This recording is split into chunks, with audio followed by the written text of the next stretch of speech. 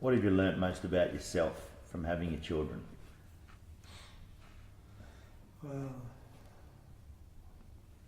Good and bad, if there are good and bad.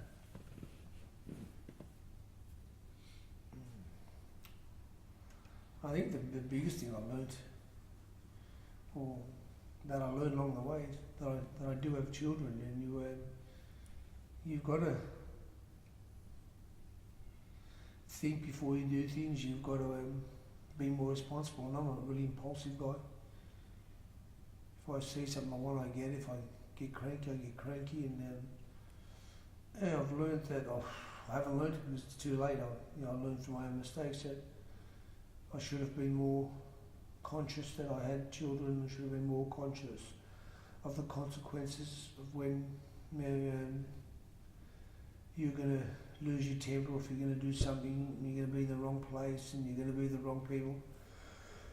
I wish I'd, they always say, give yourself a few seconds to think. I wish I'd been able to do that. I'm great at giving that advice because I've obviously learned from my own mistakes, but I wish I was a little slower in my approach to things. But again, I look at this way, I believe that I was a little slower in my approach to things. I wouldn't be the boxer I was today. I believe that being that instinctive, angry person that acts really instinctive made me one of the greatest fighters in history. And it's been a really, really hard transition trying to not be him. I'm 49 in a couple of days, and I still am more competitive today than I was when I was 21 because I want to show people I'm still 21. So I don't know if that's good or bad, but that's just your feeling. I don't know. I do believe the lessons have helped me, but I'm not totally convinced that I've changed. I believe that if something happened now and I was somewhere and somebody did the wrong thing, that my instinctive behaviour or it would flare. So then I've got to go back to that protective thing and try to get myself out of that stuff. So I don't know. It's hard. It's hard to put your finger on it. But the great thing is that I'm able to go out and speak to people and tell them about myself. And I believe that I'm a great motivational speaker. Tomorrow I'm speaking to the Parramatta football team, and I like to tell them. I don't want to tell them stories about that I've heard. I want to tell them my own stories, and let them relate and see that I've made mistakes and where I am today. And I believe that it's a great story when it comes from the person that has been through it and ridden that roller coaster. And I've been to the top of the mountain. I've also been to the bottom, so I know what it's like. We have all these great coaches and whatever. I'd like to believe we need teachers, not coaches, and to teach people things. And like I said, they have a person come in every 3 months to remind them. It's not enough. It needs to be weekly. It needs, if somebody has a problem, you need to ask them about it daily. You need to remind them. You need to be right on top of things. And one of the things I learned as being a coach or being a trainer, being a teacher, is that everybody's different. You've got to treat everybody differently. You've got to learn about that person individually. You might coach 18 people in a team or 20, but every single person's heartstrings, they pull in a different way, in a different. Some people you can yell and say, "Come on, I want you to go out there." I'm going to give them a slap, and they're going to, you slap another guy and he'll go on his shield. You've got to talk to him. You've got to let them know. You've got to give them love. But I believe that giving people respect and letting them know that you're going to be there for them, you will always get the best out of them. And I know the reason why I trained and done everything I've done was because I loved my trainer more than I loved anything in the world. I never wanted to let him down, and it made me feel invincible. whenever he was behind me, whenever he was near me. Nobody could beat me, nobody was going to beat me, and I wasn't going to let him down. And I believe that if we can get that bond forget about with father, son, with trainer, athlete, with, mentor, whoever it may be, I think the world will be a lot better place. And I believe that the thing that we need to teach our kids is, first of all, we need to teach them, everybody in this world should learn some form of self-defense, but we need to teach them people skills, and we need to teach them how to talk and to be confident. You walk down the street and the chihuahua starts barking, and we all get scared. And you get scared that the chihuahua is going to chase you down the street. You stand there, and the little thing's going to hopefully either just stand there and bark or run away. So we need to teach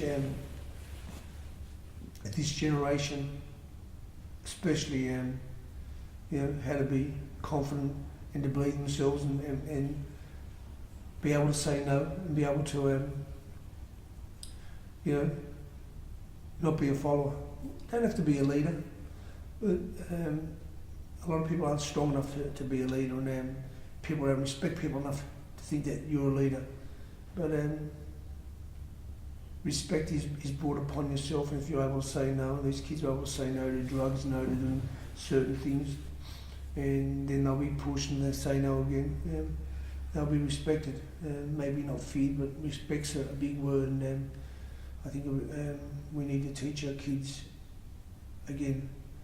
You go out with 20 kids, and because 20 kids are popping pills or drinking or smoking, doesn't mean the 21st kid has to do it if they don't want to. And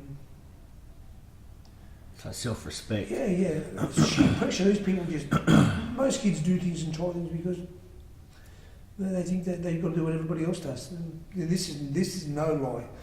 Never had a drug in my life. I've never had a smoke in my life. I've never had a coffee in my life. I'm going to forget the coffee, but I mixed with people who done drugs and smoked every single day of my life. Every day, when I'd meet at my hangout, first thing the boys would do would go smoke weed or take some speed or stuff like that. I've never done it once in my life. I sat with them and choked on the fumes of marijuana and stuff, but never.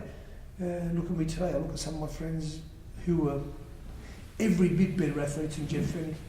I look at them today, down and out, drug addicts, and I only wish that I had the knowledge that I could have sat there and spoke to them and had a crystal ball to see how they would look, show them a mirror of how they looked today to how they were, 20, 30 years ago, because I see some today and I feel so sorry for them. Sometimes I come home I'm in tears thinking, God, that guy had so much ability, and he smoked dope, of course, from marijuana. He went to the next thing and to the next thing, and pretty sad, Yeah, I think that along what you're talking about, it's what we as parents need to do with our children is give them that confidence, and we have to be aware that that's what they need. They need our time. And you see, what we don't understand is this: you can be the hardest parent in the world, you can be the richest parent in the world. I've been out there. I've been one of the select few that's been this celebrity who got everything for nothing, and I've met the most richest, famous people in the world. I've met the biggest gangsters in the world. I've met the poorest people in the world. But it doesn't matter. These kids from the richest people in the world are still doing what, if their parents knew, if some of these kids, they'd die. My kids aren't going to do that, smoking weed when they're 13, 14, popping pills and stuff like that.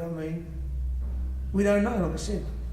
When that door closes and your kids go out, there's only one thing you can do, you can say a little prayer and just hope that your kids, or the message you try to get across at home, is going to be carried out. But then again, you've got to realise your kids are going out with 20 other kids that are going to tell them to do something that we've told them not to.